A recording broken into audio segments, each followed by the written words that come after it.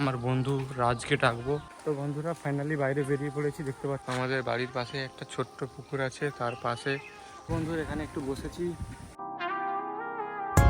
Hello বন্ধুরা, welcome to my new blog. তো বন্ধুরা সবাই কেমন আছেন? আশা করি সবাই খুবই ভালো আছেন।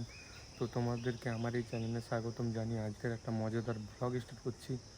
ব্লগটা শেষ অবধি দেখতে থাকো।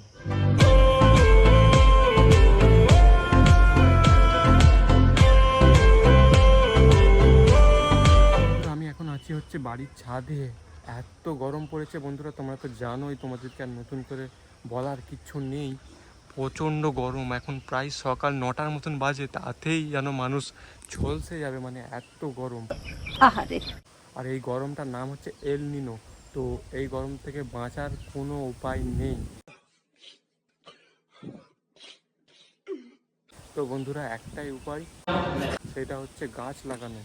সঠিক বলেছেন। তো আমাদের সবাইকে গাছ লাগাতে হবে বন্ধুরা।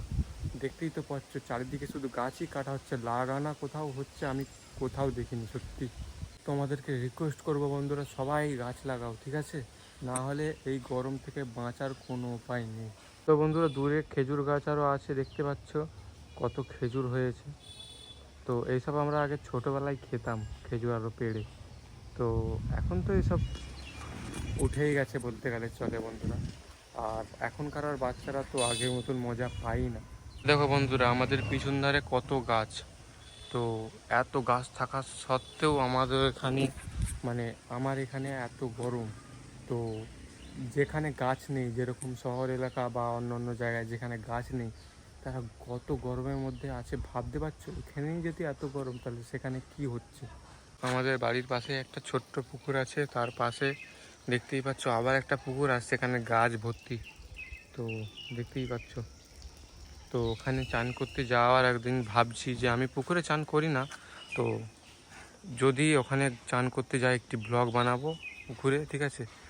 তো তোমাদেরকে দেখাবো, তোমরা অবশ্যই দেখবে। আমি পুকুরের জলে গা ধুই না, তো ছোটোবেলায় ধুতাম। তো এখন কলেতেই গা ধুই। বেশিরভাগ লোকেরা কলেতেই এখন গা ধুই। তো পুকুরে প্রায় 1 বছরের মতন যাইনি। একটা ব্লগ বানিয়েছিলাম ওই পুকুরে অনেক দিন আগে, মানে 1 বছর আগে। তো সেখানে গা ধুতে গিয়েছিলাম, সব কিছু দেখেছি। এবারেও যেদিন যাব তোমাদেরকে অবশ্যই ব্লগে দেখাবো। যাই হোক বন্ধুরা, তোমরা ব্লগটা শেষ অবধি দেখতে থাকো, এটাই তোমাদের কাছে বলবো, ঠিক আছে? শেষ অবধি দেখতে থাকো। তো বন্ধুরা ফাইনালি তোমাদের সঙ্গে দুপুরের পর দেখা হয়ে গেল, চলো বাইরের দিকে যাই। তার আগে তোমাদের একটা জিনিস দেখাই। দেখতেই পাচ্ছ একটা প্রচুর পুরনো মাটির বাড়ি, আর তার পাশেই পাকা বাড়ি।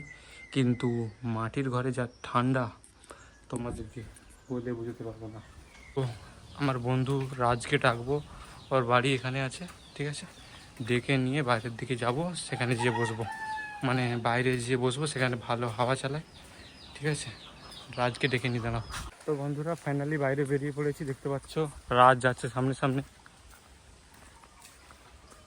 ভয় লেগে গেল, বলি কি হচ্ছে। যাই হোক দেখতে পাচ্ছ রাজ যাচ্ছে, আর দেখো কত বড় গো সাপ, দেখো।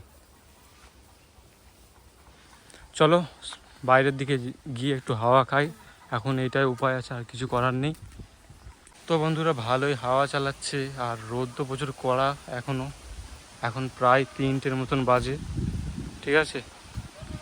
তো ব্লগটা দেখতে থাকো বন্ধুরা। এখানে একটু বসেছি, আর প্রচণ্ড রোদ এখনও আছে, দেখতেই পাচ্ছ। সেখানে রোদ, এদিকে রোদ, আর এখানটা একটু ছাওয়া আছে। তো পিছনে গাছ আছে একটা, দেখতে পাচ্ছ। তো এই গাছের কারণে রোদটা এখানে পড়েনি, তাই এখানে বসেছি। হালকা হালকা পড়েছে, আর রাস্তা যেন গরম আগুন বন্ধুরা, সেখানেই বসে আছি আমরা দুজন।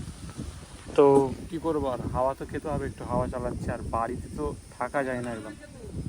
আর সেখানে দেখো আম বিক্রি করতেছে, এত চেঁচাচ্ছে কি বলবো। তো দারুণ হাওয়া, আর তোমাদেরকে বলার কিছু নেই। প্রথম থেকে বলছি গাছ লাগাও, গাছ ছাড়া কোনো উপায় নেই এই গরম থেকে বাঁচার, নাকি? হ্যাঁ, একটা গাছ কেটে 4টে গাছ লাগাও। কেন কাটবে কেন? গজব বেইজ্জতি। যদি কাটো তাহলে 4টে গাছ লাগাও, বলতে হবে তো ভালো করে। বন্ধুরা এখানে প্রচুর গরম, বসা যাচ্ছে না একদম, রাস্তা একদম গরম হয়ে গেছে।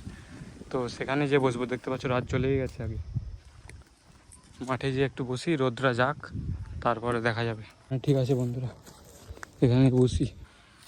মানে বসা যাবে না, দেখতে পাচ্ছ সব পায়খানা করেছে আরও, তাই।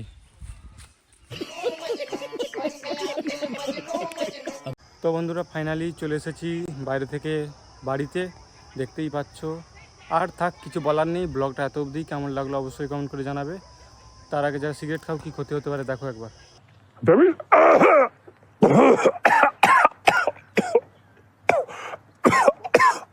দেখলে তো কি ক্ষতি হয়, হবে না খবরদার। তো বন্ধুরা বাই। म्यूजिक